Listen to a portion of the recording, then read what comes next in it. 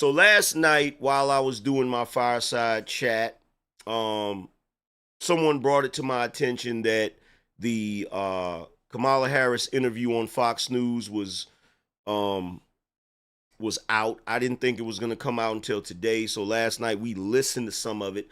But like I said, I wanted to do a review of it where we could do it in real time. Well, not real time, but we could show you the reactions and show you her facial expressions, body language, and all of that. So we're going to review it real quick, and I'm going to point out a couple of things that I noticed since I reviewed it again. So without further ado, let's get to it. Madam Vice President, thank you for the time. Thank you. It's good to be with you, Bret. You know, voters tell pollsters all over the country and here in Pennsylvania that immigration is one of the key issues that they're looking at this election, and specifically the influx of illegal immigrants from more than 150 countries. How many illegal immigrants would you estimate your administration has released into the country over the last 3.5 years? Now, shout out to Bret, because he came out the gate, guns blazing. How many would you say your administration have released into the American public? Well, I'm glad you raised the issue of immigration, because I agree with you. It is a topic of discussion that people want to rightly have. And you know what I'm going to talk about. Yeah, but right do you now, just a number? Do you think it's 1 million, 3 million? Bret, and already off the rip, he ain't playing with her. She's already trying to go into the word salad, the hopium, and the joy and all of that crap. No. Can you give us a number? let's just get to the point. Okay, the point is that we have a broken immigration system that needs to be repaired. So your Homeland Security Secretary said that 85% of apprehensions. I'm not finished. We have it's a rough estimate of 6 million people have been released into the country. And let me just finish. I'll get to the question. I promise you. I was beginning to answer. And when I'm not finished. Hey, America. You see what just happened right there? Everybody just saw. Press 1 if you all saw that right there. When he tried to ask a very simple question and she tried to bloviate and filibuster and he stopped her and said, no, we just want a number. Well, I'm not finished. Y'all saw that, right? America, welcome to the world of a black man. Now you know how we feel. Because we go through that all the time. And because we go through it all the time, we know where it comes from. Okay? It is I'm going to play victim now because I don't want to answer the question. So when I start bloviating, I'm going to circumvent you redirecting me to answer the question. Now, if he gave her any pushback on some, well, hold on for a second, Madam Vice President, I need you to answer the question directly. Then she gets to play victim and say he's mansplaining and he's being sexist and he's being overbearing and all of that crap, right? And when you came into office, your administration immediately reversed a number of Trump border policies. Most significantly, the policy that required illegal immigrants to be detained through deportation, either in the U.S. or in Mexico. And you switched that policy. They were released from custody awaiting trial. And by the way, I don't know if you guys notice or not, but she's doing the slow blinking thing. She's doing the slow blinking thing that one chick does on CNN. Remember I told you? The slow blinking, you feel me? Where it's another way that they roll their eyes. It's another way to be condescending, you know? So instead, included in those were a large number of single men, adult men, who went on to commit heinous crimes.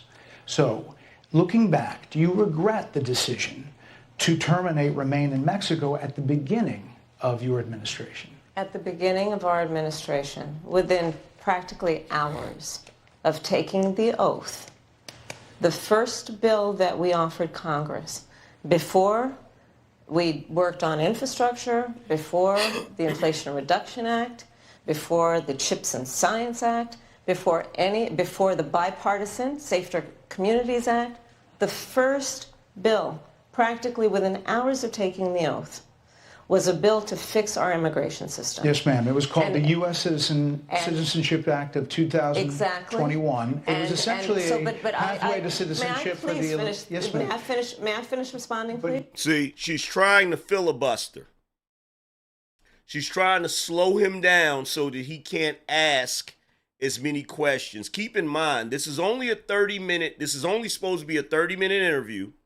She showed up 15 minutes late, so I guess what their hope is that they would only give 15 minutes. And she's going to try to bloviate through all of the answers without answering any questions.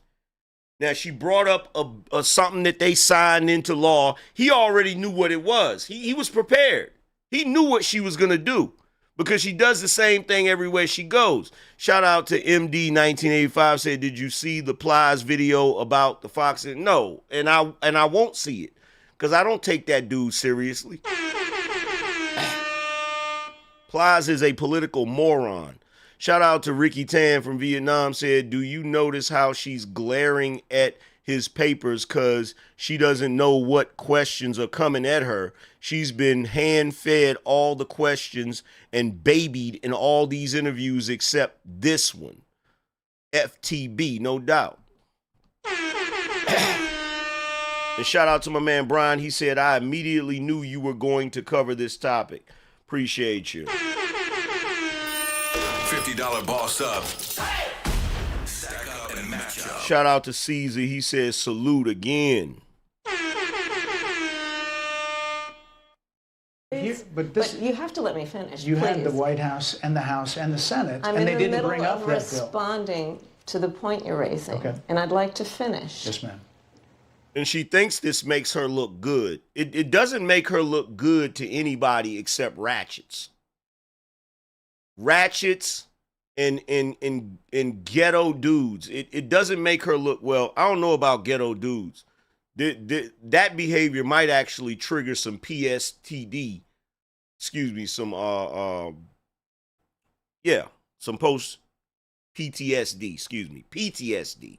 It might actually trigger some PTSD in some of these brothers. But this only looks good to the ratchets. It doesn't look good to, conservative people, which is the audience that she's in front of right now, which is Fox News. We recognized from day one that, to the point of this being your first question, it is a priority for us as a nation and for the American people. And our focus has been on fixing a problem. And from day one, then, we have done a number of things, including to address our asylum system and put more resources, getting more judges, what we needed to do to tighten up penalties and increase penalties for illegal crossings, what we needed to do to deal with points of entry between border entry points. That's the work we did, and we worked on supporting what was a bipartisan effort, including some of the most conservative members of the United States Congress, to actually strengthen the border. That border bill would have put 1,500 more border agents at the border, which is why I believe the Border Patrol agents supported the bill. Same goofy talking points, which are irrelevant. She is currently the sitting vice president. Joe Biden is currently the sitting president. They could close the border today if they wanted to. The president could close the border. The president does not need Congress in order to close the border. So if they wanted to fix the problem, they could fix it. And to be truthfully honest, considering how many people have already came in, you could close the border and nobody would bat an eye because you've already let enough people in as it is. So this is BS. And it doesn't even address what he's asking. He's not asking you if you're trying to do something to fix the swell of people pouring into this country. He's asking how many did you allow to come in this country, and do you regret repealing the Trump measures that slowed it down? It would have allowed us to stem the flow of fentanyl coming into the United States, which is a scourge affecting people of every background, every geographic location in our country, killing people. It would have allowed us to put more resources into prosecuting transnational criminal organizations, which I have done as the Attorney General, former Attorney General of a border state. Madam Vice President, a couple of things. Prosecuted trafficking of drugs, guns, and human beings. And Donald Trump, but let me just finish. Six Democrats voted against that bill. Learned about that bill and told them to kill it because he preferred to run on a problem. Well, guess what? If Donald Trump is not in office right now, and he has that much power to do that, then guess what? That reflects badly on your leadership. That reflects badly on you and Joe Biden. So saying that over and over doesn't make a strong case for why you should be president. Instead of fixing a problem. And in this election, this is rightly a discussion that the American people want to have. And what they want are solutions, and they want a president of the United States who's not playing political games with the issue, I hear you, but actually is focused on fixing Six it. Democrats voted against that bill. Okay, first of all, if we wanted a president that's not going to play, you're right. We don't want a president that's going to play political games, because that's exactly what Joe Biden was doing when he got in office the first day and repealed all of the measures Trump put in place for the border. That was playing politics when he did that. Just like you're playing politics right now by pretending that the only solution to solving that border crisis is going through Congress. It would have allowed 1.8 million illegal immigrants into the country a year. A lot of conservatives had a problem with it. And that's the other thing. The other thing is 6 Democrats voted against it. You want to know why people were against that bill? Because they did the same thing they do with every bill. They give it a name and give it a label, and that's what the bill is supposed to be about. But what they do is they bloat the bill. They put a lot of other crap in there that don't have nothing to do with what the bill is supposed to be about. That's why. These are the 6 Democrats.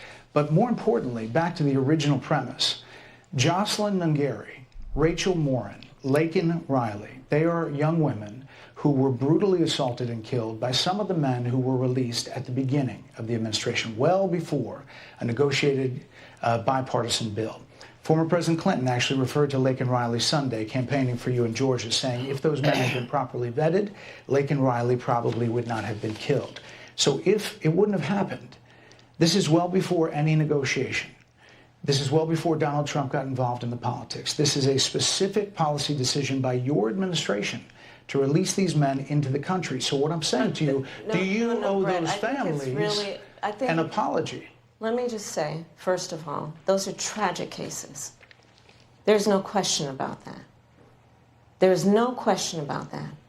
And I can't imagine the pain that the families of those victims have experienced for a loss that should not have occurred. But it occurred because of you and Joe Biden's policies. Own it. Take responsibility for it. Shout out to GGT, said, if illegals can break the law with no punishment, then laws don't exist. Americans should start suing whoever they can if they are arrested. That is true. It is also true that if a border security had actually been passed 9 months ago, it would be 9 months that... Those incidents happened before that. You sound crazy. Those incidents happened well before this bill that you're talking about. We would have had more border agents at the border, more support for the folks who are working around the clock trying to hold it all together. Madam Vice President. To ensure that no future harm would occur. And this election in 20 days will determine whether we have a president of the United States who actually cares more about fixing a problem, even if it is not to their political advantage in an election, because there was a solution, Bret. Madam Vice President, it was... You mean like how you never cared about any of the hurricanes in Florida for the entire time you've been vice president? But the moment that you're in an election cycle running for president, now all of a sudden you're blowing up Ron DeSantis' phone talking about how you can offer this or offer that, which is obviously a publicity stunt to try to garner more votes. If that ain't the pot calling the kettle black. It was a policy decision in the early part of your administration. I will let one of the mothers talk about it. Take a listen. Because of the Biden-Harris administration open border policies catch and release, they were enrolled in the Alternatives to Detention program. This meant that they were released into the United States. It was not even a full 3 weeks later that they would take my daughter, Jocelyn Nungare's life. I believe the Biden-Harris administration open border policies are responsible for the death of my daughter. That's the early days. So do you owe them an apology is what I'm saying. I will tell you that I am so sorry for her loss. Pause. She said, I'm sorry for her loss. That's double talk. That's not taking accountability for that situation. Taking accountability would be if she said, well, yes, I apologize for the policies. I apologize because the policies that we put in place resulted in that. Not, I'm sorry for her loss. That's what you say when you don't even have a role in it.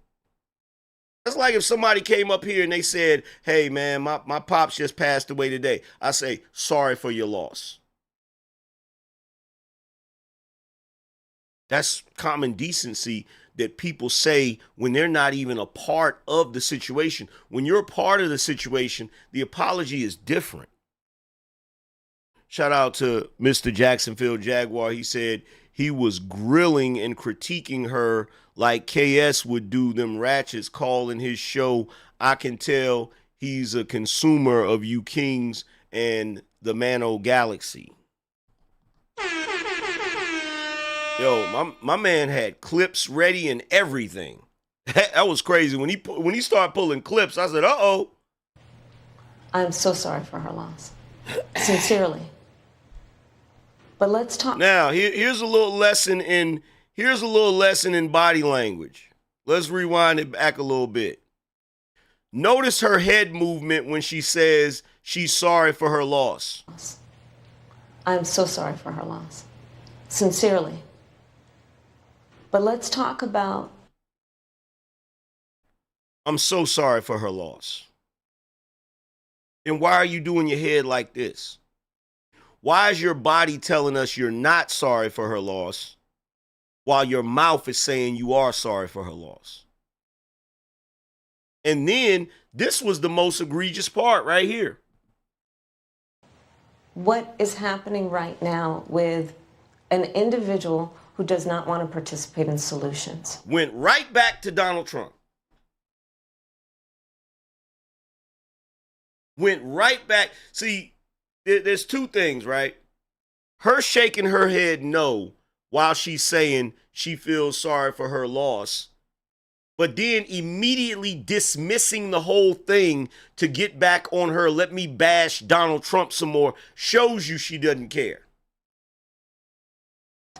Let's talk about that as well. But do you want to answer in all her? fairness, I told you I feel awful for what she and her family have experienced. During that time, you said repeatedly that the border was secure. When in your mind did it start becoming a crisis? I think we've had a broken immigration system transcending, by the way, Donald Trump's administration, even before. Uh-oh. Barack already don't like you. You just threw him under the bus. You said the border's been broken even before Donald Trump. Obama is before Donald Trump. In fact, Obama had 8 years before Donald Trump. So now you're putting the blame on Obama. And most people ain't going to catch that, but I caught it. Let's all be honest about that. I have no pride in saying that this is a perfect immigration system. I've been clear, I think we all are, that it needs to be fixed. We need more. Then why didn't you fix it? You've been in office for 3.5 years. Why didn't you fix it? Why didn't you and Swiper, Sleepy Joe, why didn't y'all fix it? Down at the border, talking with border agents, and they will tell you, and I'm sure I know you investigate and you are a serious. You mean the border agents that endorsed Trump? Why haven't the border agents endorsed you? See, she could never have these discussions with some of us podcasters. She could never do it. She could never do it. Journalist, they will tell you we need more judges. We need to process those cases faster. We need the support for those cases that should be prosecuted. They need more resources, and Congress ultimately is the only place that's going to get fixed, Bret. Well, that's how this system works. That's the premise of this question. But There were that's how the 90 system plus works. executive orders that were. That is not how the system works. That is not how the system works. A lot of the things that Trump did, he implemented without Congress. And by that same token, when Joe Biden got in office, he undid those things without Congress. What are you talking about? See, I'm going to tell you right now, a lot of these politicians, they are banking on the fact that the average American person does not understand politics and does not understand civics. Shout out to Mr. Jacksonville Jaguar. He said, those sorority Greek Afro queens taught her well in the feminine martial arts of ratchetness. Rescinded in the first days. Many of those were Trump border policies. I'm not going to stay here because there's other things to talk about, but you frequently talk to the Border Patrol Union for support of that bipartisan bill, and they did. They supported it.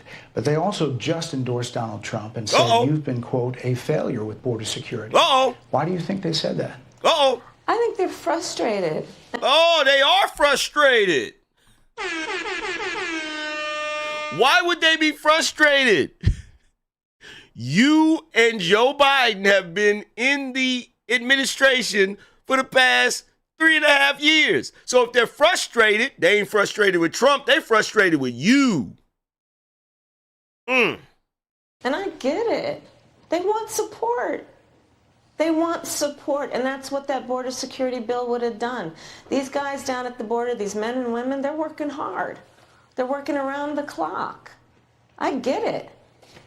There's a lot of people that look back at what you said in 2019 when you first ran for president. And there have been changes, and you've talked about some of them. When it comes to immigration, you supported allowing immigrants in the country illegally to apply for driver's license, to qualify for free tuition at universities, to be enrolled in free health care. Do you still support those things? Listen, that was 5 years ago, and I'm very clear that I will follow the law. I have made that statement over and over again, and as Vice President of the United States, that's exactly what I've done, not to mention before.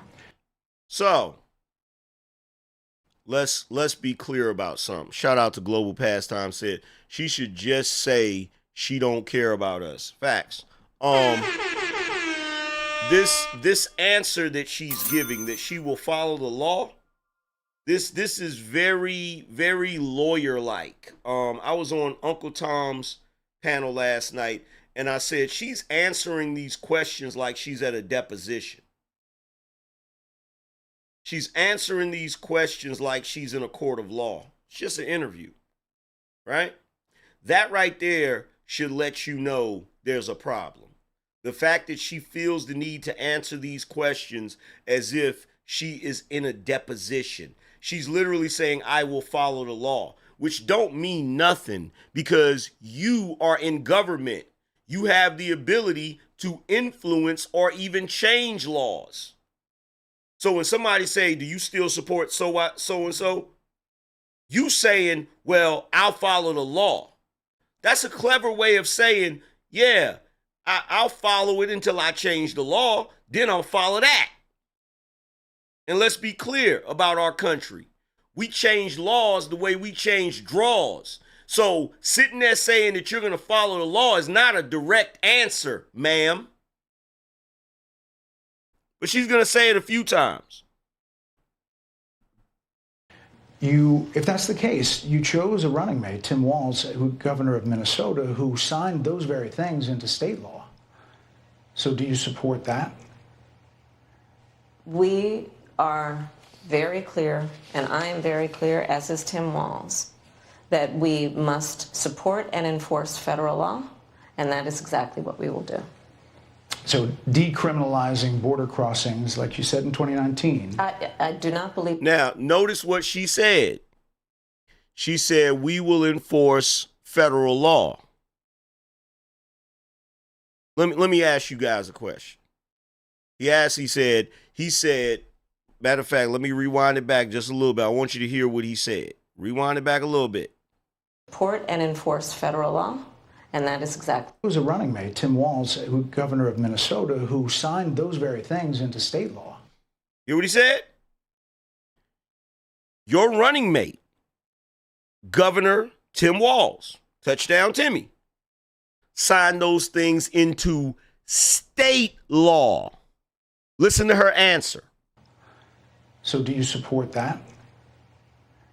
We are very clear, and I am very clear, as is Tim Walz, that we must support and enforce federal law. Pause. He said, your running mate, Governor Tim Walz, signed some of those things into state law. Do you support that? Well, me and Tim Walz, we are going to follow and enforce federal law. Let me ask y'all a question. Is federal law and state law the same thing? Is federal law and state law the same thing? Shout out to Raina. Appreciate you. Said welcome. Excuse me. Appreciate the membership. No, it's not. Because if state and federal law were the same thing, there would be no need for her to offer legalizing marijuana at the federal level. If state and federal law was the same thing. Because while there are some states that have legalized marijuana, it has not been legalized at the federal level because state and federal are different. Same thing with the Roe v. Wade thing. The reason why they're upset is because that particular issue was taken out of the hands of federal law and put back in the hands of state law. See, this is where you get double speak and problematic things when you have lawyers that are politicians. And that is exactly what we will do. So decriminalizing border crossings, like you said in 2019. I do not believe in decriminalizing border crossings, and I've not done that as vice president. I will not do that as president. Nah, you just believe in decriminalizing weed in order to try to garner the black male vote as if all of us smoke weed. Ridiculous. So these are evolutions that you've had. But let's be very clear. I'm the only person who's running for president who has prosecuted transnational criminal organizations from the Sinaloa cartel to the Guadalajara. Now, if you notice, she's like, well, let's be clear. Let's be clear. I am the only person that has prosecuted. Notice how she's getting indignant. You know why she's getting upset? She's getting upset because how dare you question me? I came here to be interviewed, but I came here for you to agree with me. I came here for you to get with the program and get on this bash Donald Trump hate train? How dare you ask me real questions? How dare you challenge what I'm saying? That's where that is coming from. That's where that that anger. That's where that's coming from. How dare you to ask me questions, to ask me legitimate questions?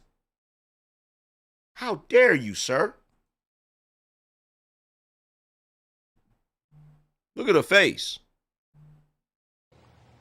Transnational criminal organizations, from the Sinaloa cartel to the Guadalajara. But let's be very clear. I'm the only person who's running for president who has prosecuted transnational criminal organizations, from the Sinaloa cartel to the Guadalajara cartel. And the country still has a fentanyl problem, which you confirmed earlier in this conversation. So how'd that work out? You prosecuted these cartels, and we still have a fentanyl problem in this country. We still have a human trafficking problem in this country.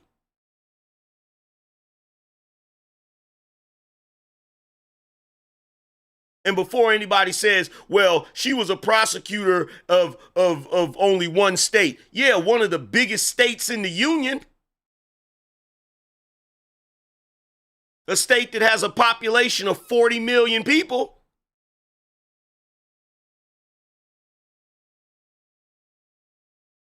She was the top cop.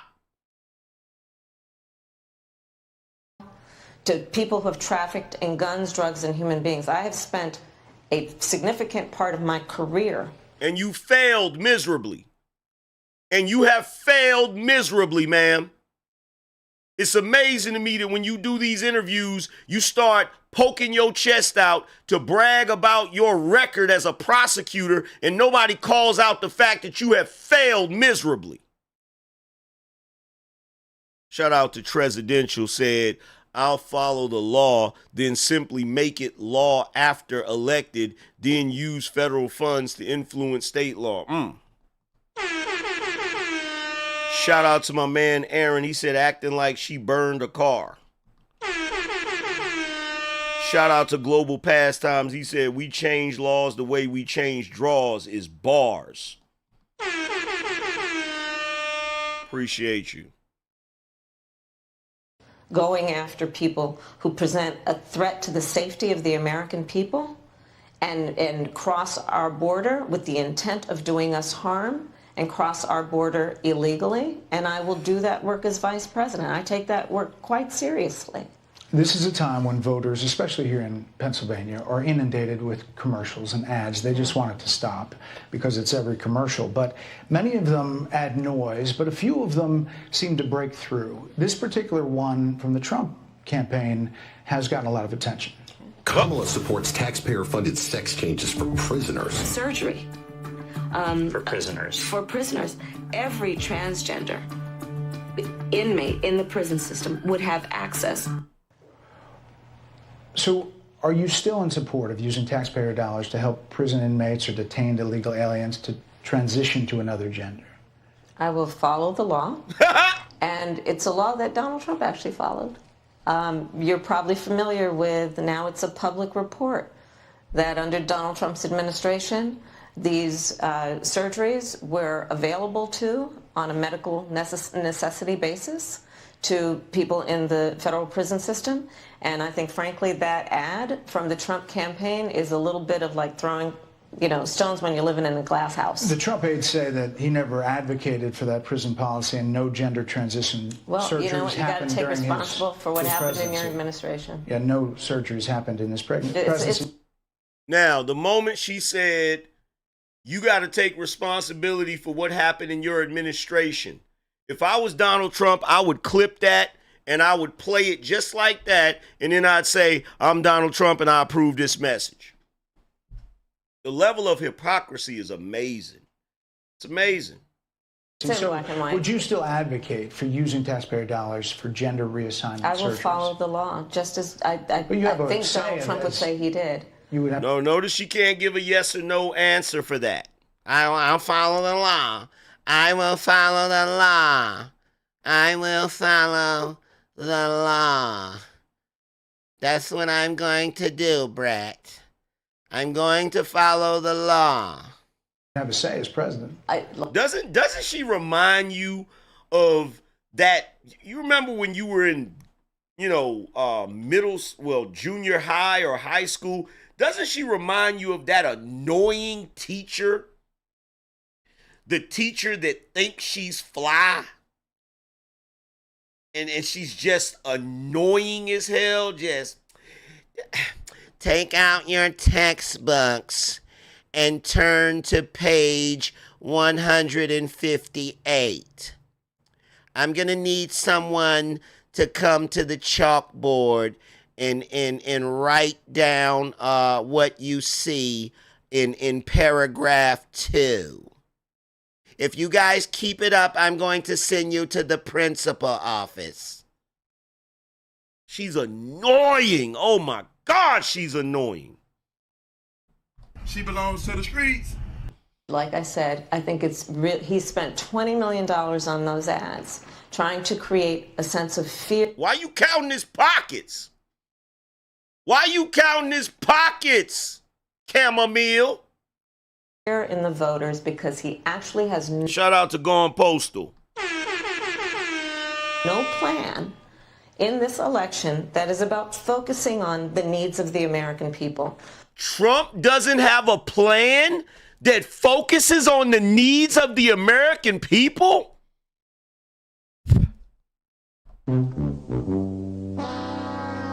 That is the biggest lie that you told in that interview, ma'am.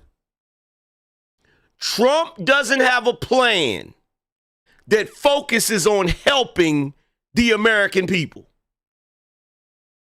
You know what? Sometimes I wonder, do they believe the crap that comes out of their mouths?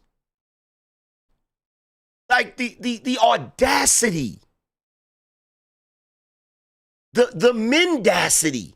It's ridiculous. Whereas, at $20 million on that ad, on an issue that, as it relates to the biggest issues that affect the American people. He's not in office, ma'am. He can spend his money the way he want to spend it. He's not in office.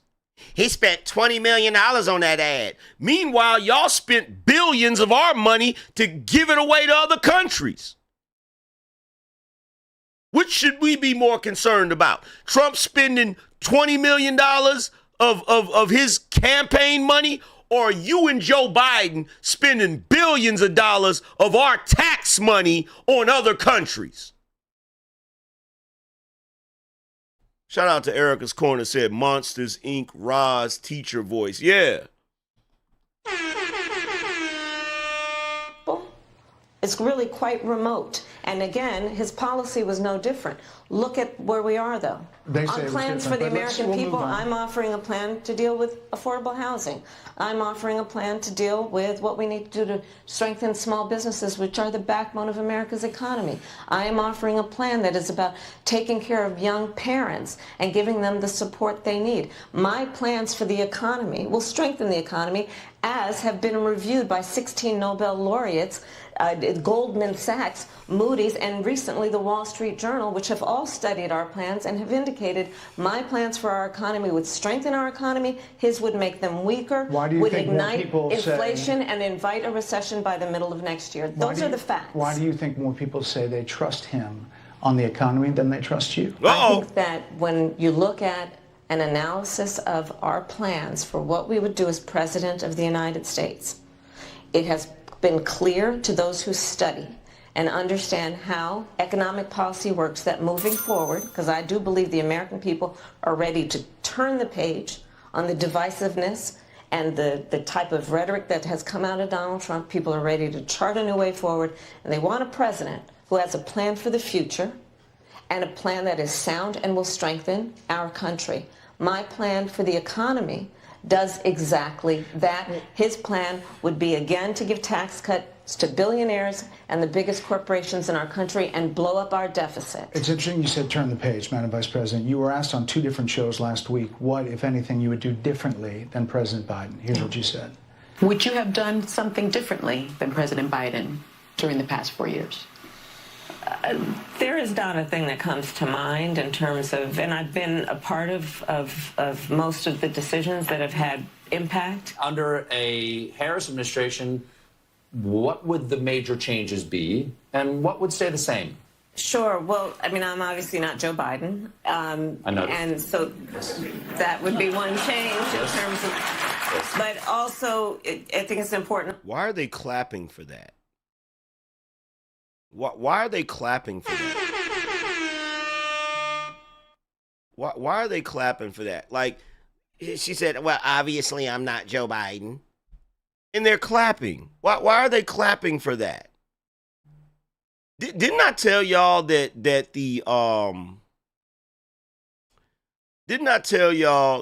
the American public has become those little creatures on some of the American public, not everybody, but some of the American public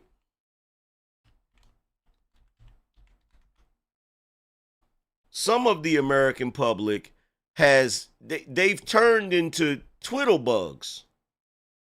They have literally turned into they've turned into these little creatures right here.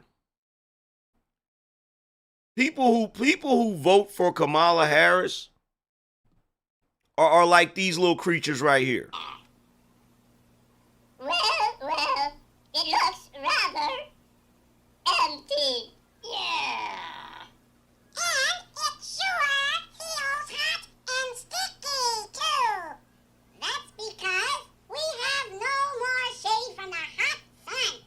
And I'm going to vote for Kamala Harris. That's what they are. They have turned into twiddle bugs. Now, in that episode of Sesame Street, which was really interesting, the twiddle bugs cut down all their trees. Once the trees were gone, they're like, it's hot out here. We don't have any more trees. We need to get more trees. In other words, they created a problem for themselves and then complain about the problem, which is just like them voting for Joe Biden. We're going to vote for Joe Biden. Then after they vote for him, oh my God, the cost of living is so high. What are we going to do? Inflation is too high. What are we going to do? I know. Let's vote for his vice president. That'll fix everything. That's what people have become. That's what these people are. They are twiddle bugs. It is ridiculous. I'm going to say with 28 days to go, I'm not Donald Trump. So, you're not Joe Biden, you're not Donald Trump, but nothing comes to mind that you would do differently? Let me be very clear. My presidency will not be a continuation of Joe Biden's presidency. And like every new president that comes in to office, I will bring my life experiences, my professional experiences, and fresh and new ideas. I represent a new generation of leadership.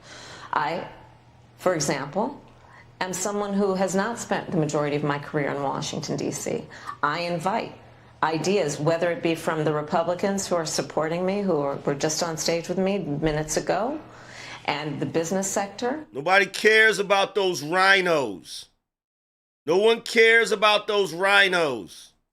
And others who can contribute to the decisions that I make about, for example, my plan for increasing the supply of housing in America and bringing down the cost. Shout out to Steve H. He said, AM, because I struggle listening to that forked tongue. Yes, sir. Cost of housing. Addressing the issue of small businesses, which is about... Shout out to Colin. He said she forgot she's a part of that presidency. Facts.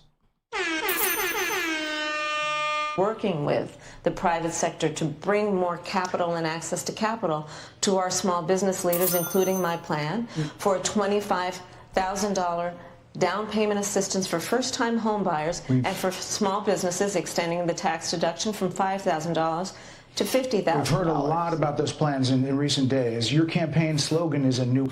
We've heard a lot about those plans in recent days. Yo, Bret is throwing so much shade in this interview. It is hilarious. Yeah. In other words, translations. Yeah. We heard all of that. We heard it all before. Sunshine Anderson, heard it all before. We don't want to hear that anymore. Just answer the questions, lady. For the love of Christ. Just answer the questions, lady. Way forward, and it's time to turn the page. You've been vice president for 3.5 years, so what are you turning the page from? Well, first of all, turning the page from the last decade. Decade? The last decade? Trump's only been president for 4 years.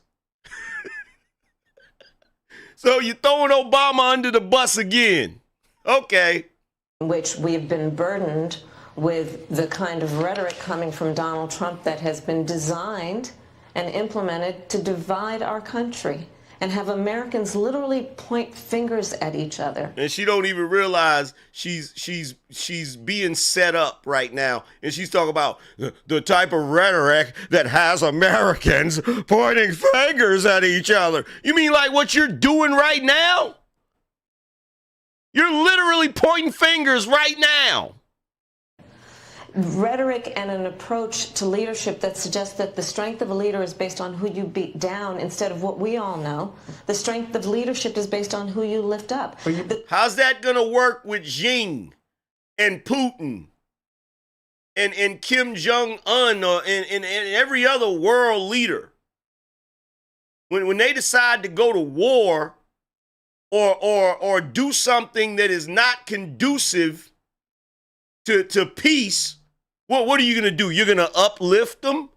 You're going to have a conversation with them and have some uplifting words? You know, there's really no need for all of the fighting. We all can get along, you know. I can make us some collard greens. We can go, and if you have a nice sized tub, I can make enough collard greens for all of us, and we can smoke some weed and listen to some Tupac Shakur albums. We don't have to go to war. We can make peace. The strength of an American president, which is one who understands that the vast majority of us have more in common than what separates us. I don't have anything in common with you, ma'am. I don't have anything in common with you. Not even that jaundiced skin tone that you have, ma'am. That's the other thing that bothers me, is the fact that you folks out there think her and her daddy are light-skinned Negroes. We don't have that type of skin tone. We don't have that type of skin tone. I don't know if any of y'all ever paid attention to that. we don't have anything in common, ma'am. I'm sorry. I'm sorry. Madam Vice President, more than 70% of people that is tell about turning the page on rhetoric that people are frankly exhausted of, Bret. More than 70% of people tell the country is on the wrong track. They say the country is on the wrong track. Uh-oh. If it's on the wrong track, that track follows 3.5 years of you being vice president and President Biden being president. Look at the look. You walked right into that one. You walked right into that one. He asked you, what are you turning the page from? We're turning the page from this, and this. Well, it's funny you should say that. Because 79% of the American public don't like the direction that the country's going in. And considering the fact that you're in the current administration, that falls into your lap, ma'am. What do you have to say to that? That is what they're saying, 79% of them. Why are they saying that? If you're turning the page, you've been in office for 3.5 years. And...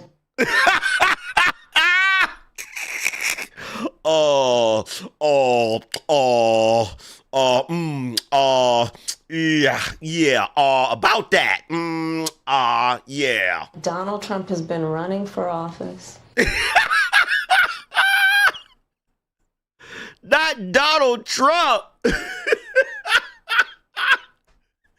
She immediately went to Donald Trump. And Donald Trump has been running for office because Donald Trump.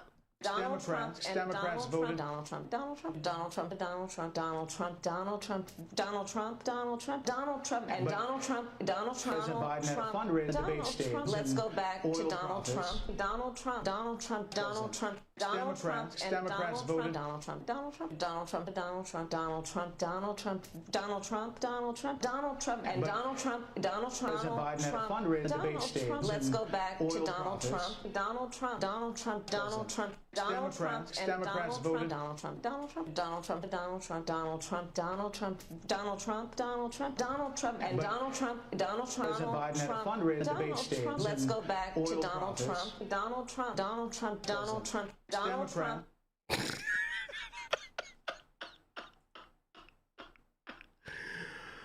Oh my God. Oh, sweet Jesus. People are 70% of people exhausted. tell the country is on the wrong track. We're exhausted, all right. We're exhausted, all right. They say the country is on the wrong track. If it's on the wrong track, that track follows 3.5 years of you being vice president and President Biden being president. That is what they're saying, 79% of them.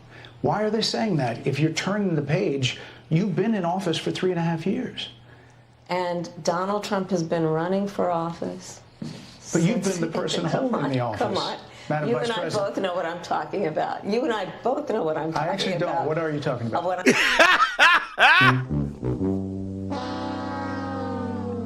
You're just afraid that the truth will come out. What truth?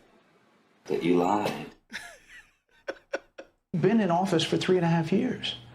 And Donald Trump has been running for office. But you've been the person holding the office. Come on. Madam You Vice and I President. Come on, Bret. Come on, you gotta throw me a bone here, Bret. Come on, you know what I'm saying. We hate him. We don't like him. We don't like Donald Trump. Come on, Bret. Come on, you can just agree with me. We don't like him. Come on, man. She's turning into, she's transforming into Joe Biden right in front of our eyes, man. Come on, man. Come on.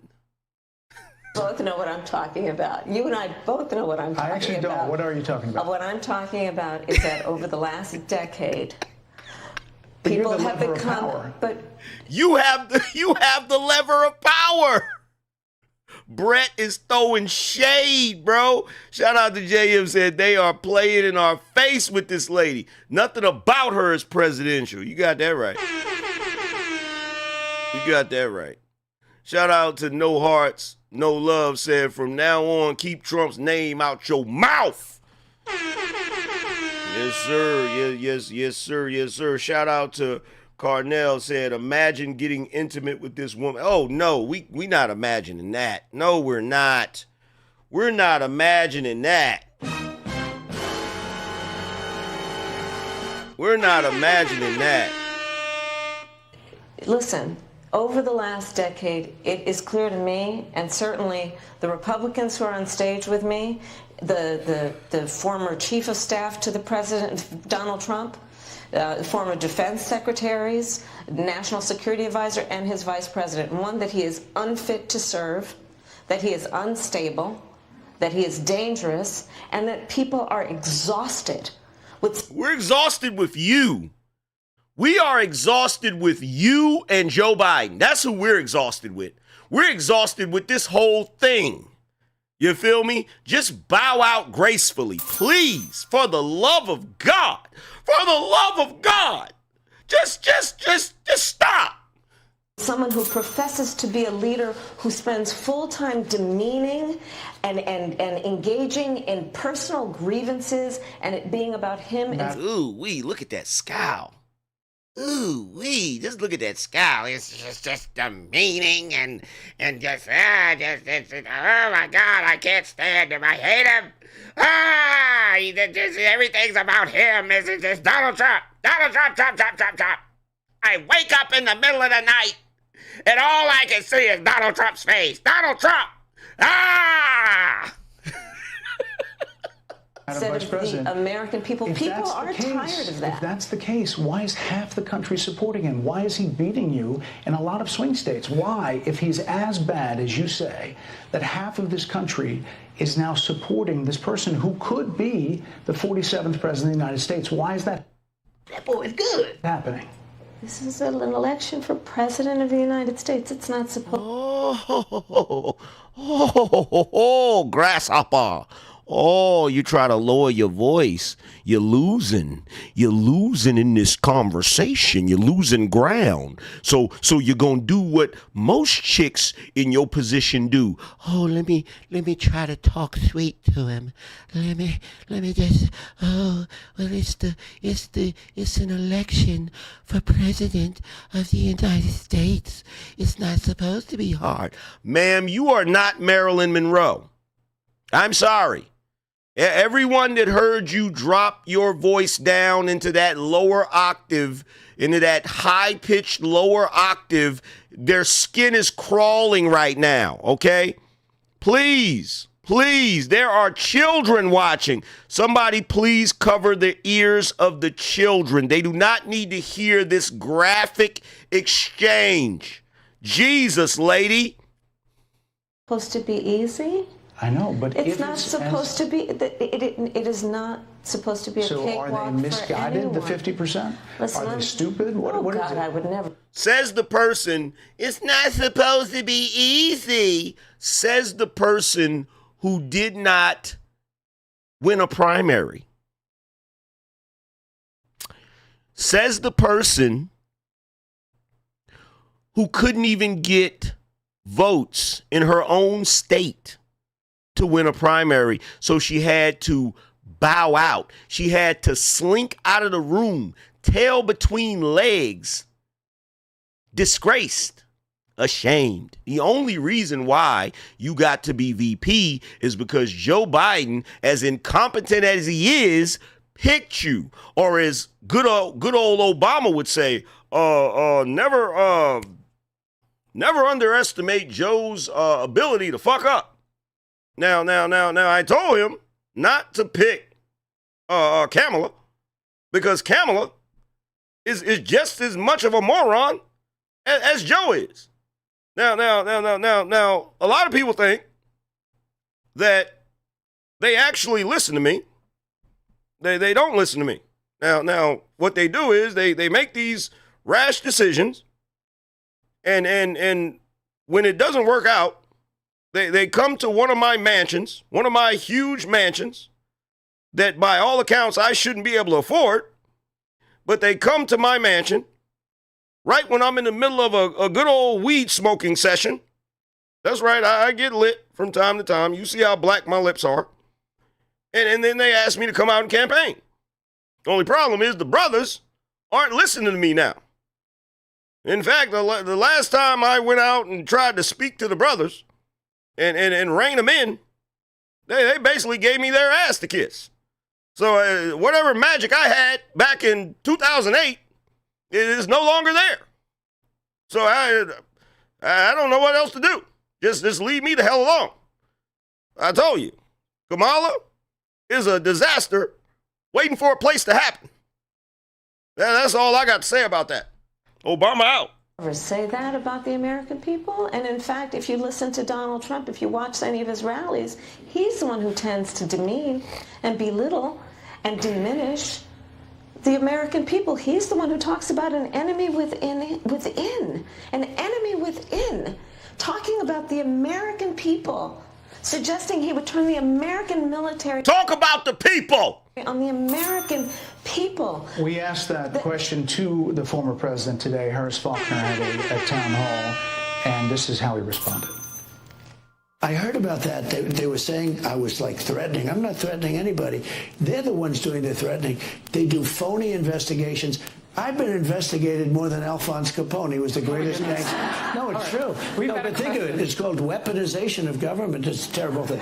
So, Bret, I'm sorry, and with all due respect, that clip was not what he has been saying about the enemy within, that he has repeated when he's speaking about the American people. That's because I can't tell you how much I don't care. I couldn't even tell you how much. It's not what you just showed. Well, he was asked about that No, specific... that's not what you just showed. In all fairness and respect to you, that was the question that we asked him. He didn't show that, and here's the bottom line. He has repeated it many times, and you and I both know that. And you and I both... This is a slaughter. Both know that he has talked about turning the American military on the American people. He has talked about going after people who are engaged in peaceful protest. He has talked about locking people up because they disagree with him. This is a democracy. Oh, actually, ma'am, you guys actually locked up some people for disagreeing with you. Or did you forget about that? You guys didn't even allow people to come to the inauguration. Or did you forget about that? Did you forget about the fences that you put up around the freaking area when you had your inauguration? Did you forget about that? Did you forget about how you used the military to make sure that people couldn't go to the inauguration and protest the way they protested when Donald Trump got elected? Did you forget about that? And by the way, ma'am, the fact that you are actually in the government and you keep yelling that we're a democracy is pathetic, considering the fact that you should know what they taught you in civics class. We are not a democracy. We are a democratic or constitutional republic. That's why when you pledge allegiance to the flag of the United States of America, and to the republic for which it stands, one nation, under God, indivisible, with liberty and justice for all. Now, how do I know that? I know that because there was a time in this country where we were actually proud of our country. So in school, we said the Pledge of Allegiance every morning. I doubt they're doing that in school today because you and the rest of your ragtag, motley crew of communists have made people despise the very country that they live in. This is not a democracy, ma'am. Get your facts straight. And in a democracy, the President of the United States, in the United States of America, should be willing to be able to handle criticism without... You mean like you should be able to handle the criticism you're getting right now? You can't even make it through an interview without going off. You can't even make it through an interview of tough questions, and these ain't even really tough questions. You can't even make it through an interview without getting all irate and upset. Fuming at the fume. Look at her. Look at her. This is the last thing we need as a commander-in-chief. He'd lock people up for doing it. And this is what is at stake, which is why you have someone like the former chairman of the Joint Chiefs of Staff saying what Mark Milley has said about Donald Trump being a threat to the United... Mark Milley? Who cares what he thinks? United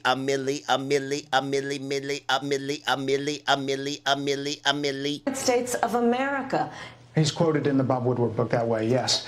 Let me ask you this, Madam Vice President. You call Donald Trump... The significance of that. Shut up and let him ask the question. Donald Trump, he's misguided. You say now he's unstable. He is unstable, Bret. He's not well. You say he's mentally not stable. He's not stable. Let me ask you this. You told many interviewers that Joe Biden was on his game, that ran around circles on his staff. When did you first notice that President Biden's mental faculties appeared diminished?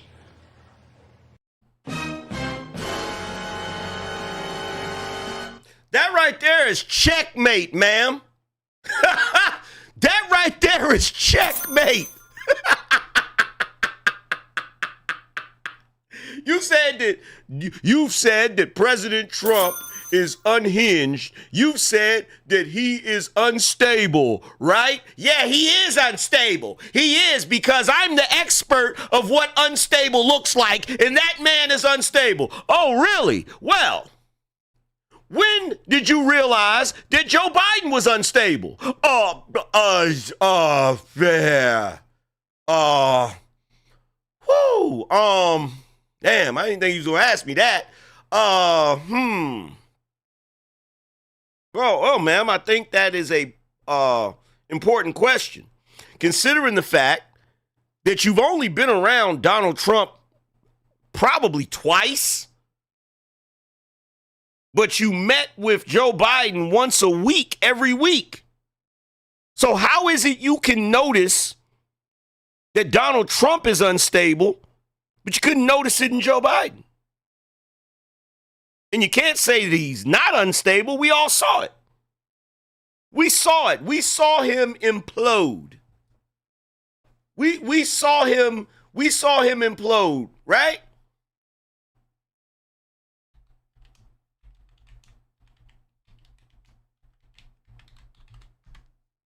We saw it, right? How many of y'all saw the video where they showed the reactions when everybody was watching Joe Biden and reacting to it? Jesus Christ. The looks on their faces when they were reacting. Ben Carson was in the middle of eating something. He was like,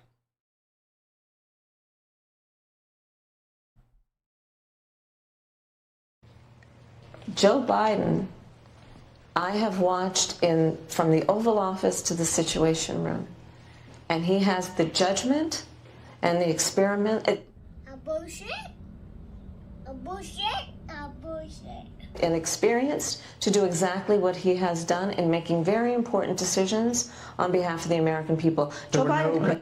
Embarrassing. Concerns raised. Bret, Joe Biden is not on the ballot. I understand. And Donald Trump. Yeah, he's not on the ballot because of the very thing he just asked you. The only reason you're on the ballot is because of Joe Biden's mental decline. Answer the question. Shout out to Sensei. But you talked about it. And Donald Trump after George Clooney said within a few minutes of talking to President Biden at a fundraiser that he thought this was not the same Joe Biden that we saw on the debate stage. Donald Trump is on the ballot. I understand. You met with him at least once a week for 3.5 years. You didn't have any concerns? I think the American people have a concern about Donald Trump, which is... What? You think the American people have a... What? Shout out to Tragic 504.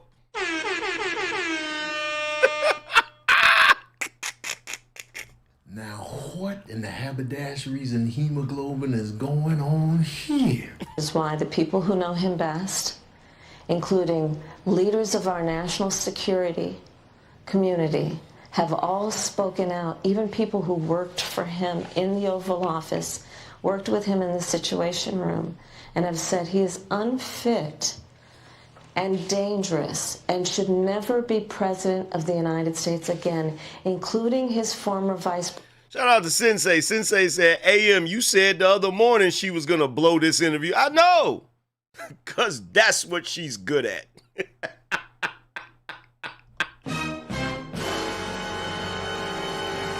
She belongs to the streets. Hi-oh! President, which is why the job was open for him to choose another running mate. Shout out to Black Goku Zero. He said, at this point, anybody that still wants to vote for her needs their head examined. Facts. So that is a fact. That is a fact.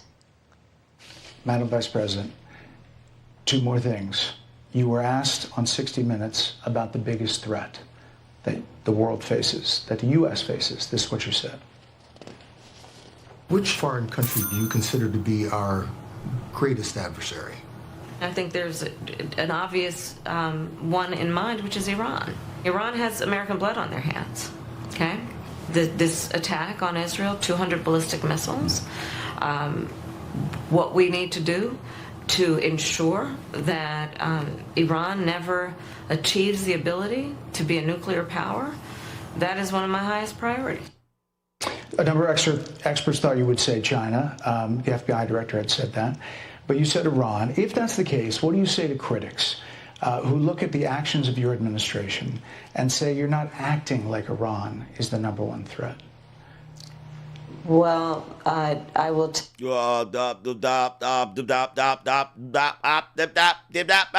tell you most recently, whether it was in April or in October, and then several hours on each occasion, that Iran posed a threat to Israel. I was there, most recently in the Situation Room. I'll be there. I'll be there. When they start wars, I'll be there. Just look over your shoulders, honey. In the most recent attack, working with the heads of our military and doing what America must always do to defend and to support Israel in its requirement to defend itself and to give American support. This is not a real person. Look at how he's looking at the camera. Because you know what they're doing? They're like, no, hey, we're done. Wrap that shit up, B. We're done. We're done. Shout out to JM. He said the only concern we have about Trump is how fast he can undo the damage that she and Biden did in just 4 years. Woo! Yo, shout out to Cynthia, said, has she answered one question? LOL. Peace, bro. No, she has not. She hasn't answered a single question. Shout out to Shamar, said, for the show. She hasn't answered one single question. To be able to allow Israel to have the resources to defend itself against attack, including from Iran and Iran's terrorist proxies in the region. Right. And that is, and my commitment to that is unyielding and unwavering. Critics just say that you either relaxed or failed to enforce sanctions on Iran, allowing all of this money to flow into Iran, like billions. Let's go back to Donald Trump, who oh, look at that! Oh my God! Look at how much money! Look at how much money Iran has made in oil. Whoo! Look at that! Look at that right there. Look at that right there. $37 billion in 2021, $54 billion in 2022, $53 billion in 2023, $51 billion in 2024. Woo! Now keep in mind, 2024 ain't over yet. 2024 ain't over yet. Jesus. Who pulled out of a deal that would have actually put Iran in check. The estimates in billions. Shout out to Zacchaeus, said, Kamala's Pixar looks like Large Marge, LOL. Donald Trump's administration, that Iran regime, that we had an American military base that was attacked, where American soldiers suffered traumatic brain injuries, and Donald Trump dismissed them as headaches, not to mention how Donald Trump has treated and talked about America's military and military service people, calling them suckers and losers. Donald Trump has never referred to anybody in the military as suckers and losers. And I dare any Democrat, any left-leaning person to show the clip. They keep repeating that same lie. Show the clip. Show us the clip where he said it. Liars. Hamas has diminished and the significance. We're talking over each other. I apologize. I would like that we would have a conversation. No, you don't. You want him to agree with you. You want him to agree with you, whatever lies you tell, and you want him to let you get off all of that BS that we all know is BS. That's why you're over talking him. That is grounded in full. Showed up late and you gonna over talk him? Ridiculous. assessment of the facts, which includes, I think this interview is supposed to be about the choices that your viewers should be presented about. Now, this interview is supposed to be about us bashing Donald Trump. This election, and the contrast is important. Yes, ma'am. And on the subject of Iran, I am offering what should be an important contrast that is presented for folks to make a decision and there are critics that they feel. Who look at what the administration did and say and think differently. Shout out to Focus said she's so stiff after the interview, she's going to need a stiff drink and a stiff willy.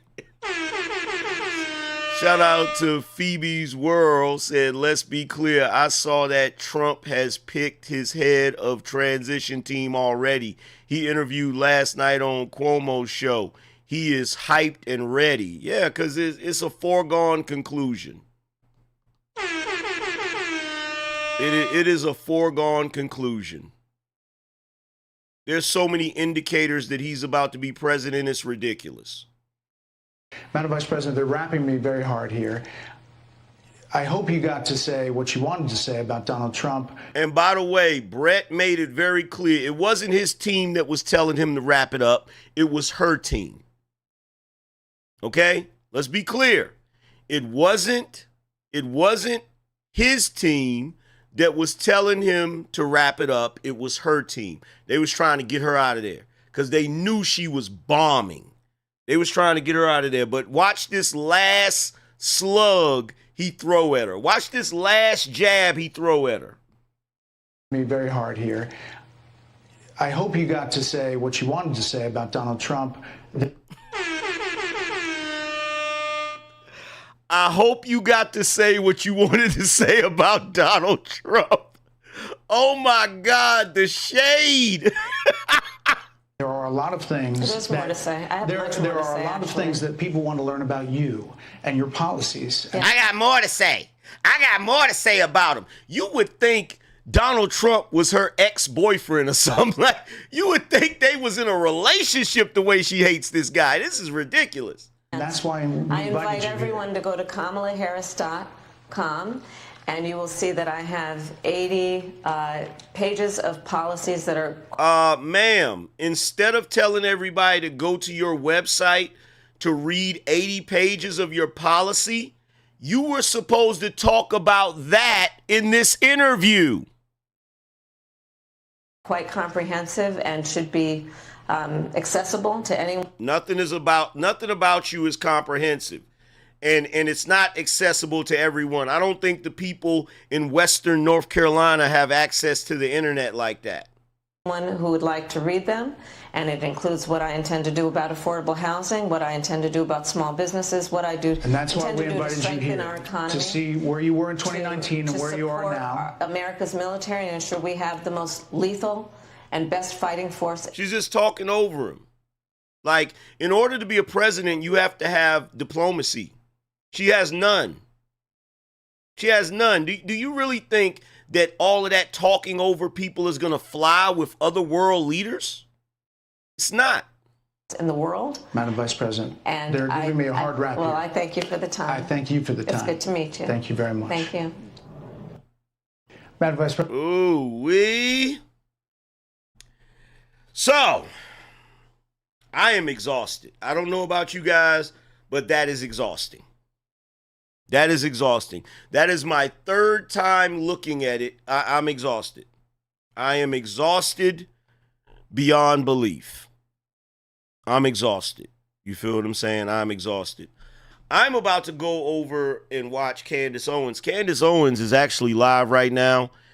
It says, breaking, Kamala family friend confirms race hoax. Woo, I got to go check that out. Yo, those of you that are in here, y'all already know what it is, man. Make sure you go over and check out my book on Amazon. All you have to do is type The Angryman Standard in the search bar, and it will come up. It's available in paperback and hardcover. If you want to check out the merchandise, all you have to do is go to shop.BINONation.com. Again, that's shop.BINONation.com. Salute to everybody that came through. Shout out to everybody that contributed, all the sponsors of the show, the whole BINO Nation. Make sure you guys go check me out over on X at Angryman channel. I'll be reposting a lot of this stuff over there. So make sure you guys go check me out. But other than that, man, I might get back at you guys later on this evening. So be on the lookout for me. I'm going to holler at you later. Deuces.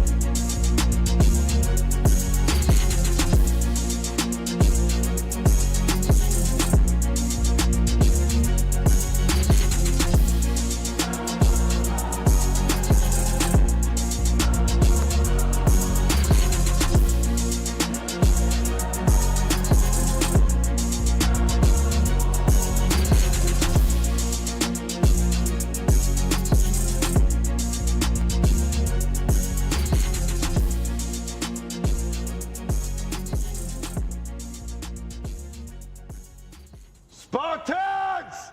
What is your profession?